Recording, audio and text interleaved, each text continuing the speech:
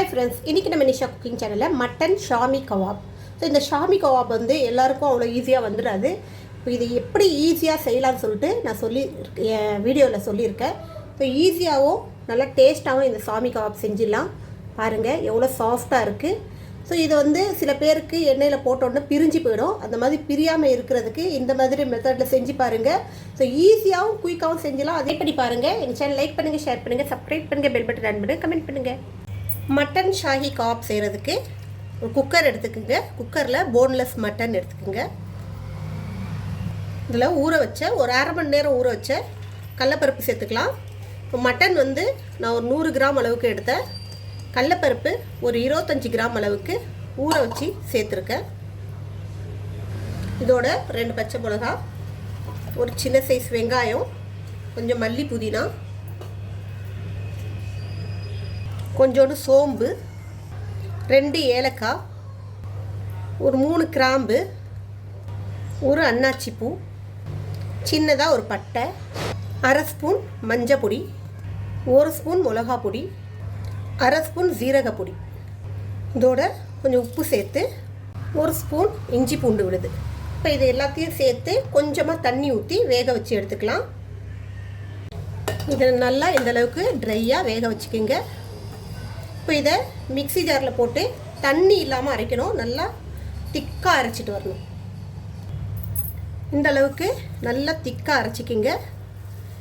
So தண்ணி கொஞ்சம் கூட சேர்க்கக்கூடாது. நம்ம ஆல்ரெடி எல்லா மசாலாவும் இதில் சேர்த்ததால இனிமேல் எதுவுமே சேர்க்க தேவையில்லை. விருப்பப்பட்டால் கொஞ்சோண்டு லெமன் ஜூஸ் சேர்த்துக்கலாம். கவாப் செய்ய ஆரம்பிக்கலாம்.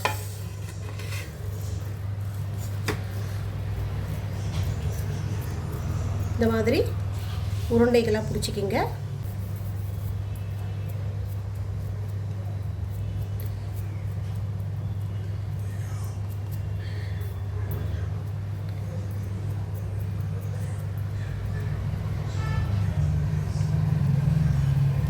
இந்த மாதிரி ரெடி பண்ணிக்கிங்க.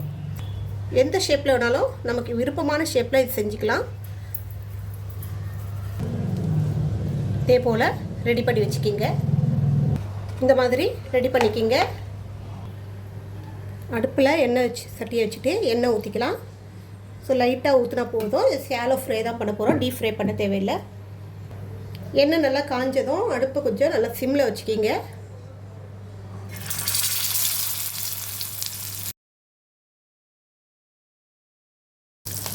போட்ட உடனே திருப்பக்கூடாது. ஒரு 2 நிமிஷம் அந்த அடுப்பு சிம்மில் இருக்கும்போது அந்த எண்ணெயில் கொஞ்சம் அடியில் வேகணும். அப்போ தான் அது அடியில் ஒட்டாமல் வரும். அதே போல் நான் சொன்ன மெத்தட் கூட செஞ்சிங்கன்னா எண்ணெயில் போட்ட உடனே சில பேருக்கு கவாப் ஃபுல்லாக பிரிஞ்சு போயிடும். ஸோ அந்த மாதிரி பிரிஞ்சு போகாமல் இந்த மாதிரி நல்லா சூப்பராக வரும். இதை திருப்பிக்கலாம்.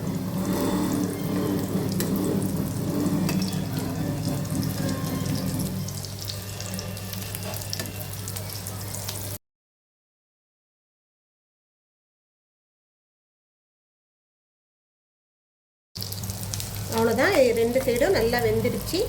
இப்போ இதை எடுத்துடலாம். இதே போல் மற்ற கவாவும் ரெடி பண்ணிடலாம். அவ்வளோதான். இதே போல் ஷாமி கவாப் நீங்களும் செஞ்சு பாருங்கள். டேஸ்ட் செம்மையாக இருக்கும். இப்போ இன்னொரு ரெசிபியோடு உங்களுக்கு சந்திக்கிறேன். உங்களோட விடைபெறுவது உங்கள் விஷயம். எங்கள் சேனல் லாஸ்ட் வரைக்கும் பார்த்து உங்கள் அனைவருக்கும் மிக்க நன்றி. பாய்.